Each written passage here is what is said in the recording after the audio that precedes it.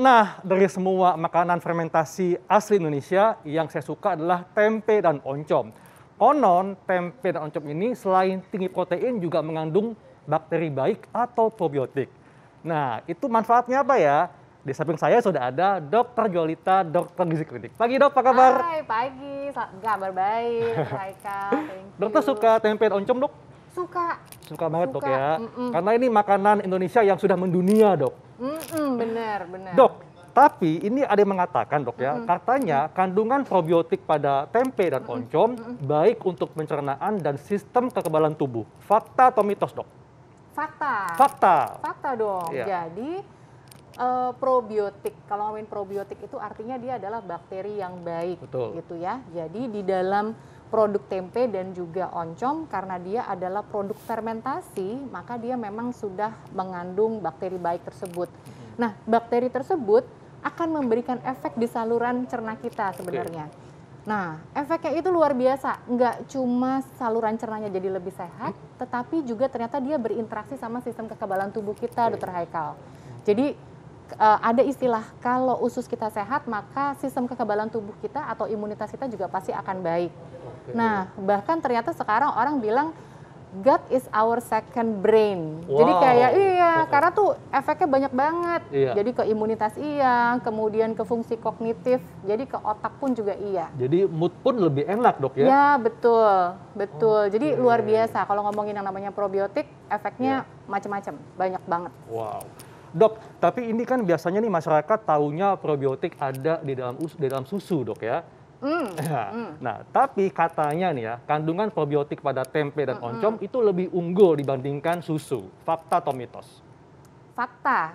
Wow, fakta. Dilurusin dikit ya, Dr. Haikal. Jadi sebenarnya kalau kita ngomongin susu sapi, yang belum ditambahkan probiotik, maka sebetulnya kandungan probiotiknya rendah.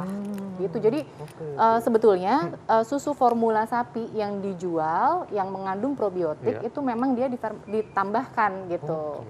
Jadi difortifikasi dengan probiotik. Tetapi kalau kita bandingkan susu sapi murni dengan tempe atau oncom, ya berarti lebih unggul tempe atau oncom. Wah, kalau gitu tempe dan oncom selain murah, secara alami lebih banyak probiotiknya dok ya dibanding susu. Cuma ya. nanti tergantung pengolahan.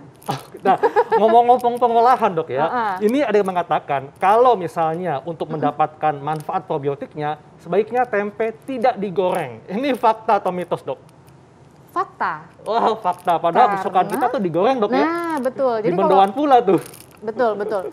Jadi probiotik itu kan bakteri. Bakteri tersebut memang dia tidak tahan terhadap panas. Betul. Jadi dia gampang rusak, jadi tidak aktif lagi. Nah, kalau kita ngomongin tentang tempe, biasanya orang olahannya langsung mikir akan digoreng. Betul. Dibikin mendoan lagi ya, ditepungin. Maka akhirnya sebetulnya kandungan probiotiknya sudah tidak aktif lagi. Tetapi memang kandungan lainnya masih ada gitu. Jadi kan sebetulnya tempe dan oncom itu kan tinggi serat juga. Betul. Ya kan? Jadi manfaat lainnya masih. Tetapi ingat, kalau digoreng berarti yang nambah apa?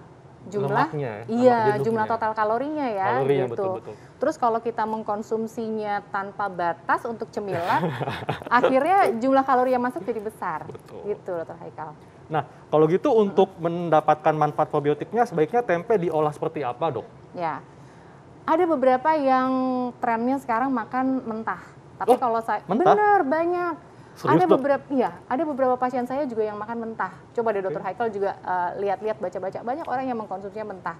Tetapi saya tidak terlalu menganjurkan karena kan kita nggak tahu ya pada waktu pembuatannya bisa aja mengalami kontaminasi karena namanya ini kan produk fermentasi. Bisa ada kontaminasi bakteri lain. Nah, supaya kita bisa mendapatkan manfaatnya secara utuh, maka kita bisa tetap mengolahnya, tetapi mengolahnya tidak pada suhu tinggi. Kita bisa aja jadiin pepes, atau kita kukus dulu, kemudian kita tumis sebentar boleh. Ya. Terus kalau kayak oncom itu kan sebenarnya, wah, udah pernah makan kan oncom lencak gitu ya, dikasih kemangi nasi gitu. tutuk dok, ya kan, ada nasi oncom ya. Betul, jadi nasi tutuk gitu ya. Jadi kita bisa tumis sebentar aja, nggak terlalu lama, tetapi kita tambahkan daun-daunan lain, misalnya kita tambahin kemangi gitu ya biar wangi, tambahin lenca supaya akhirnya memperkaya kandungan nutrisinya, ada seratnya juga. Jadi lengkap dok ya, ada protein kedelainya, ada serat dan probiotiknya.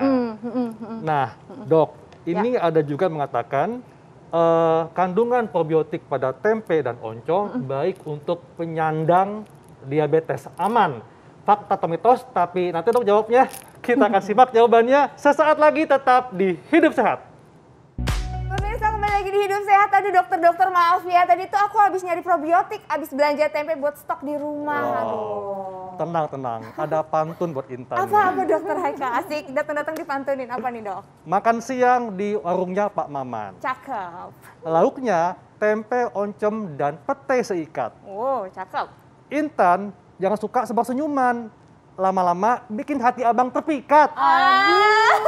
Ya ampun, pagi-pagi udah digombalin sama dokter kece. Aduh, aku jadi melted nih.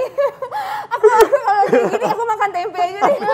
Tadi kebetulan udah stok tempe banyak dokter. Nah terus tadi kan di tayangan tadi kita sempat ngeliat ya dok ya, ada probiotik dan juga prebiotik. Sebelum ngejawab fakta mitos Betul. dokter Haikal, ini bedanya probiotik dan prebiotik itu apa dokter? Iya. Jadi kalau probiotik itu adalah bakterinya, si bakteri baik. Dia biasanya ada di makanan fermentasi kayak tempe dan oncom ini, di yogurt juga, kefir kayak gitu. Nah, kalau prebiotik itu sebetulnya dia adalah serat yang fungsinya adalah untuk makanan si probiotik itu Intan, sehingga dia akan semakin bertambah banyak jumlahnya. Nah, produk dari interaksi pro dan prebiotik di dalam usus kita ada zat yang namanya postbiotik. Nah, zat inilah yang luar biasa. Karena apa? Dia akan bikin saluran cerna kita, lingkungannya tuh jadi sehat. Kalau sehat artinya apa? Ya bisa terhindar dari macam-macam penyakit. Mulai dari yang paling sering adalah kanker usus gitu yang kita takut. Kemudian tadi untuk sistem imunitas kayak gitu. Iya. Dok, tadi ada yang belum terjawab dok ya.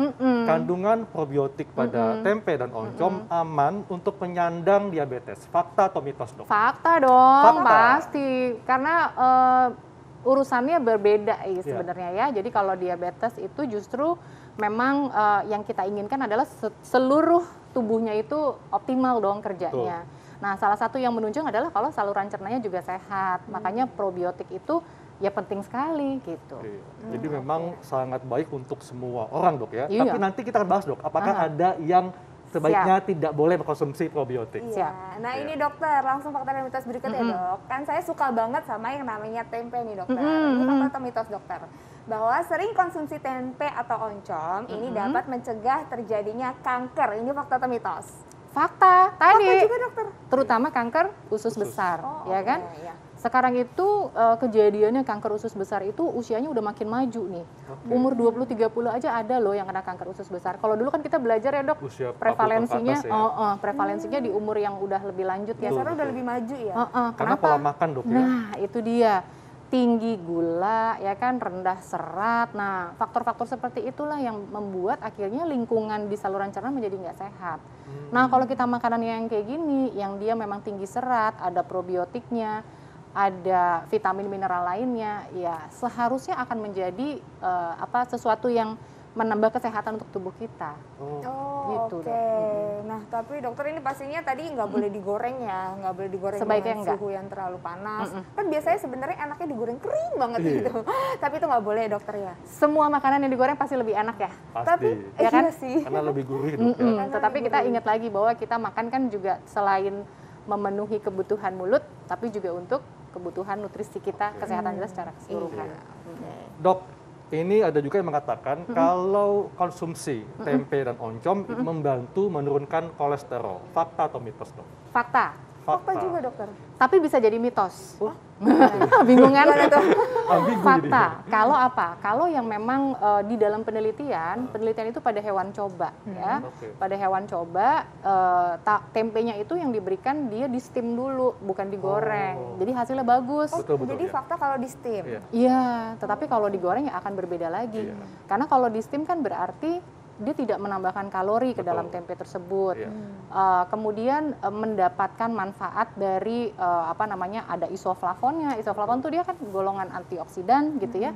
Kemudian ada seratnya juga gitu. Jadi memang dia punya potensi untuk bisa menurunkan kolesterol. Tetapi kalau pada manusia yang memang kita biasanya makan digoreng, ya belum tentu akan memperbaiki kolesterol dong. Betul. Justru dari proses penggorengan Iya. takutnya naikin kolesterol ya. Oke. Justru tapi- kalau digoreng menambah kalori dan menambah lemak jenuh dong ya, jenuh malah ya. meningkatkan kolesterol nantinya. Oh, iya, jadi kita makan di steam aja ya, karena itu biar dapat manfaatnya. Nah dokter, ini kan ada tempe, ada juga oncom. Nah kandungan dari masing-masing gizi yang ada di dalam tempe dan oncom itu apa, dan mana yang lebih baik dokter? Kalau pertama ya, kalau yang lebih baik tempe, karena Oh, tempe. tempe itu kan dia memang dari kedelai. Iya. Tetapi kalau oncom, kalau yang banyak banyak beredar, oncom itu kan dia dibuat dari ampas tahu, ampasnya. Jadi kandungan proteinnya lebih rendah. Jadi kalau kayak 100 gram tempe, misalnya 100 gram tuh kira-kira segini ya, 100 gram tempe, dia itu mengandung protein bisa sekitar 13-14 gram. Oke. Tapi kalau oncom 100 gram, kandungan proteinnya kecil, dia hanya sekitar 3 gram gitu. Tetapi Lumayan jauh ya. lumayan jauh. Tetapi kalau untuk kandungan lainnya kayak misalkan serat tidak terlalu berbeda jauh. Kalau total kalorinya mana yang Lebih besar, Dok? kecil. Hampir sama sebetulnya, sama. hampir sama. Kalau total kalori sebelum dia dimasak ya, itu hampir sama. Tapi kalau ada pilihan dua, yang mana dok yang lebih baik kita pilih lebih dulu? Tempe dong. Tempe. Karena kandungan proteinnya lebih tinggi. Tetapi oncom itu kan harganya murah. Mungkin untuk masyarakat yang belum bisa menikmati tempe setiap hari itu bisa Iya. jadi alternatif, Intan. Oh, Jadi sama maksudnya baiknya kita ya. pangan lokal yang mudah ditemui gitu loh. Betul. Tapi yang pasti tempe jauh lebih murah dibandingkan daging, Dok ya. Iya. Apalagi minyak. Bener-bener. Jadi nggak harus bener, bisa memangkas bener. ya dari minyak, jadi dibeliin tempe lebih banyak aja gitu ya, Nah, dokter. satu lagi nih. Jadi tempe itu dia mengandung vitamin B12. Kan vitamin B12 kan iya. kebanyakan pada hewani ya. Ya. Tetapi tempe itu juga mengandung vitamin B12. Makanya dia bisa menjadi salah satu alternatif pemenuhan vitamin B12 pada Betul. orang vegan Iya. yang memang nggak mengkonsumsi hewani sama sekali. Iya, Dan katanya dapat dimakan langsung, jadi nggak perlu digoreng. Lebih hemat lagi ya. Iya, tapi iya dok, bisa dimakan langsung. Sebenarnya banyak banget yang konsumsi secara langsung. Ah. Tetapi kalau menurut saya sih tetap sebaiknya kita olah dulu ya, mau karena nggak tahu dibikin ya, Dok, ya. pepes kayak juga boleh, mau dibacem gitu ya boleh. Karena kan kita nggak tahu ya pada waktu penyimpanan aja mungkin terkontaminasi bisa loh. Betul. Kan produk fermentasi, Oh, iya. ya kan? Dok, ngomongin fermentasi, ini kan produk yang tadi memang dia mengandung probiotik, bakteri baik ya, dan juga pada saat fermentasi tentu ada yang bakteri yang tidak baik, Dok Ya, ya. betul. Nah, artinya apakah ada golongan tertentu yang sebaiknya membatasi konsumsi makanan fermentasi seperti tempe dan oncom? Yang menghindari ya? Iya, Oh iya. dibatasi atau gimana? Yang dibatasi, misalnya pada orang yang mengalami gangguan sistem imun, jadi yang sistem imunnya menurun, gitu ya. Jadi sebaiknya untuk konsumsi makanan fermentasi konsultasikan dulu dengan dokter. Kemudian misalnya khusus untuk tempe ya, tempe itu kan dia tinggi fosfor. Pada orang yang punya gangguan ginjal, misalnya gagal ginjal kronik gitu, karena dia harus membatasi asupan fosfor, maka sebaiknya untuk asupan tempe juga harus dibatasi. Mungkin kalau bisa lebih tepat, konsul dulu deh sama dokter spesialis Kalau ada gizi. penyakit Berapa yang banyak yang dia bawaan bisa ya. makan. Iya Iya. dokter. Nah baik dokter, tipsnya apa dokter supaya mendapatkan manfaat probiotik alami dari tempe dan juga oncom nih? Dan juga mungkin jumlah berapa yang kita harus makan? Iya. Kalau jumlah yang dimakan dalam satu kali makan tuh kira-kira sekitar 50 sampai 100 gram. Kalau 100 gram itu kira-kira segini deh gitu. Kalau 50 gram ya berarti separuhnya. Setengahnya.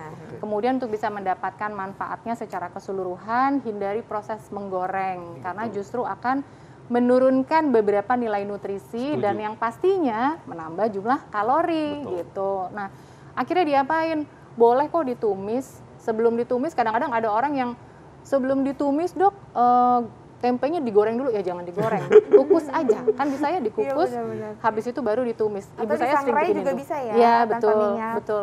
Terus baru dibumbuin, boleh kayak gitu. Mau dipepes juga oke. Oh gitu, jadi cara pengolahannya harus diperhatikan ya Betul. dokter Heka. Jangan cuma jadi combro aja. Oh iya, coba digoreng lagi ya.